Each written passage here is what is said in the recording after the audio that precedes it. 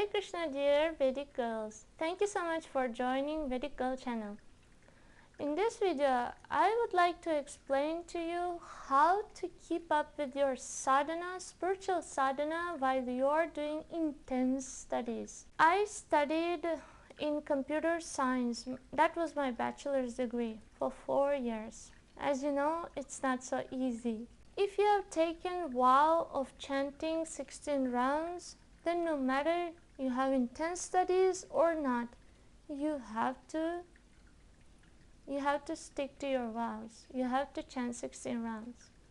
So that's why I would suggest you not to take vows until you are very, very sure of your abilities. I took a vow while initiation time to chant 16 rounds. But before that, I was chanting 16 rounds for 10 years. That's why before taking a vow, you try yourself, you see yourself, how you can follow it, how you can daily do it. So if you have intense studies and if you have not taken vow of 16 rounds, then I would suggest start with minimum rounds, like 4 rounds, chant 4 rounds for 1 year, and then increase it to 8 rounds, and then increase it to many rounds. Here are the 3 habits which will help you to keep up with your sadhana while you have intense studies. And I know in India, students are mad after knowledge, mad after their good marks. They want to study. India is very good in that. The first habit is prioritize. Let's say you have a facility to talk to your girlfriends, to spend time with them, and you have to do a choice. Should you talk to them until 12 o'clock or should you sleep by 10 o'clock night? So you have to learn the habit of prioritizing. I will sleep now at 10 o'clock. Then in the morning I will complete my rounds and I can do those tasks of talking to girls and going to parks or doing anything else. So learn the habit of prioritizing. When I was studying in bachelor's degree, I used to stay in the dormitory because it was far from our home. And I used to stay along with other 5 girls, and we had small room and 3 bunk beds. And I used to sleep in the top 2nd stair of the bunk bed, which is closer to the sea light. And my roommates used to sleep at 2 or 3 a.m. in the morning. And they used to turn off the light also that time, because they used to talk and they used to eat and they used to watch movies. If I had joined them, I wouldn't have follow my spiritual practice, isn't it? Because in the dormitory I was not allowed to chant my rounds when there are other girls. So I was not allowed to show my religious practice when there are other girls. And other girls usually used to wake up at 6 o'clock. So I had only 2 hours. I had to sleep by 10 and get up at 3 a.m. to complete my chanting till 5 a.m. So I had to prioritize sleeping at 10 o'clock and get up at 3, and no matter what, chant until these girls wake up. But one day I went to a study room where I used to usually chant, and I found another girl who was studying. Looks like it was exam time that she had to study early morning. Oh, I felt, what will I do? I went to another room, study room, and there also was one more girl. I started getting worried. Then there was a long corridor and a long dark corridor, and I tried chanting there.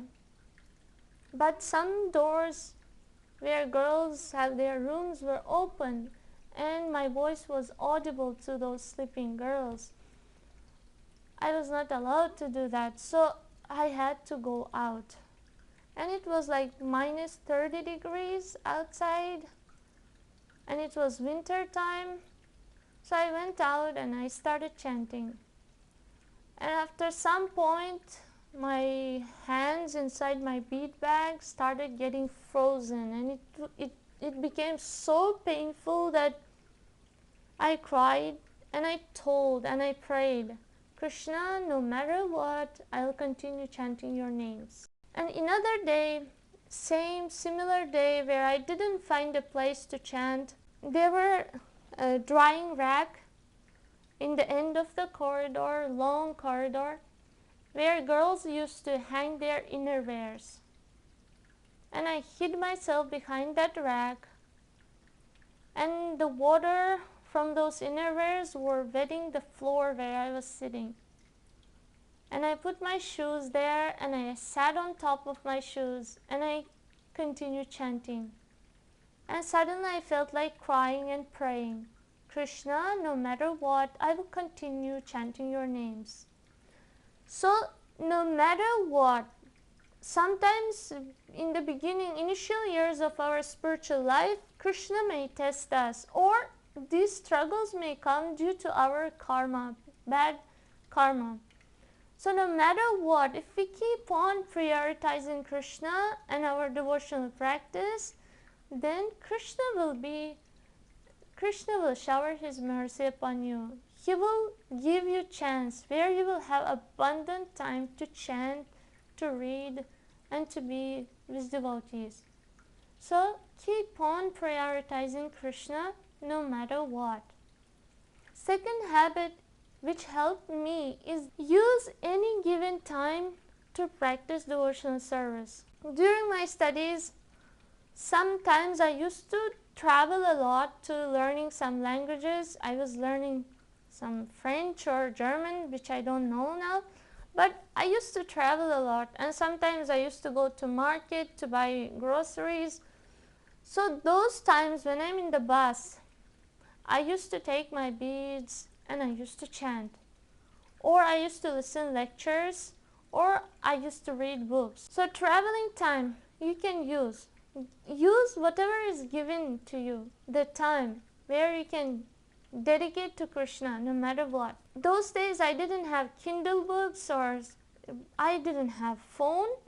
Even I had phone, but that was so simple. Initial years, some simple phones which doesn't have any internet, or you cannot have any soft copy of the books, and plus phones were not allowed in our university. So I used to carry CDs where I had copies of Srila Prabhupada's books. After every class, for 5 minutes break, I used to run to the laboratory. I used to put the CD and I used to read the book no matter what, like 2-3 minutes until the gap between the classes gets over. I used to sit and read fast, and I used to take out the CD when the break gets over. I used to attend the class, and after second class again I used to repeat the same. That way I used to read like 20 minutes a day Prabhupada's books. So no matter what time, use it for devotional service. If you don't have even that time, like you don't have breaks in between the classes, or you don't travel, you don't have time in the bus, then you can read while eating. Disregard all the rules of Ayurveda which says you shouldn't read, you shouldn't watch while eating. Disregard those and give priority. Spend that time for reading, and eat and read. Doesn't matter. You just read. And the third habit which helped me is balancing your life. Friends, if you study for 20 hours a day, that is not healthy. You may be so sleepy because you didn't sleep for many days, and you may be forcing yourself to read the same paragraph for 10 to 20 times. Did it happen to you? It happened to me. When my mind is not so fresh and it is so sleepy, I am so sleepy, I can continue reading the same paragraph for 2, 3, or 4 times and I don't understand.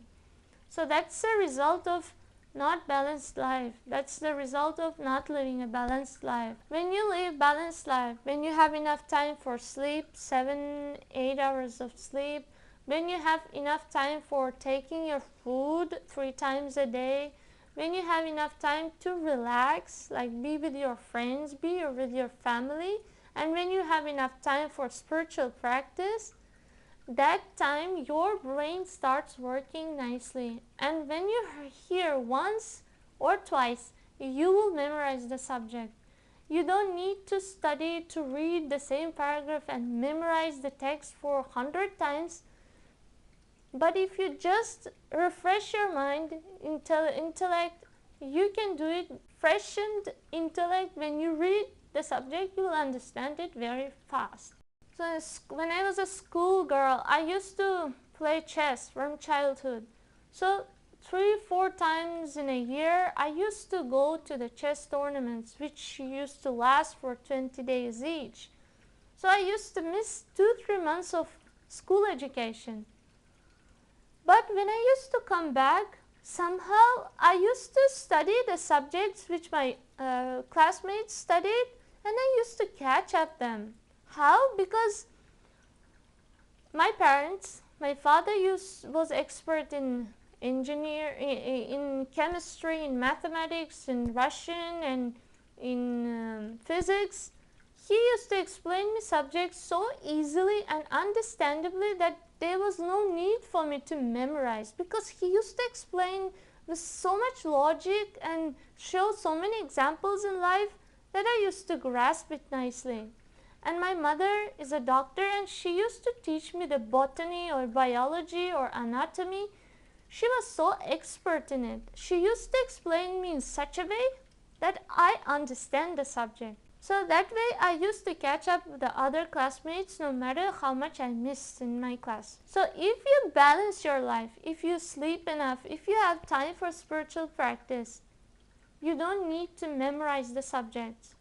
Another thing you can do is, when you are in the classroom, if your mind is fresh, if it's not tired, if you listen the teacher perfectly with full attention, you will understand the subject directly there, and you don't need to do your homework because you already understood the subject. If you didn't understand in the classroom, you ask questions and make sure that you understand the subject directly in the classroom. Then you won't have to read it again and again, because if somebody is explaining to you something, it's easier to understand rather than reading it in the books yourself. Sometimes it works like that. So third habit is balancing your life. If you do exercise, regular exercise, eat nice food 3 times a day, sleep on time, wake up on time, talk to your parents, and do your spiritual practice, then your mind will be so alert, so fresh, that easily you will grasp all the knowledge, all the subjects.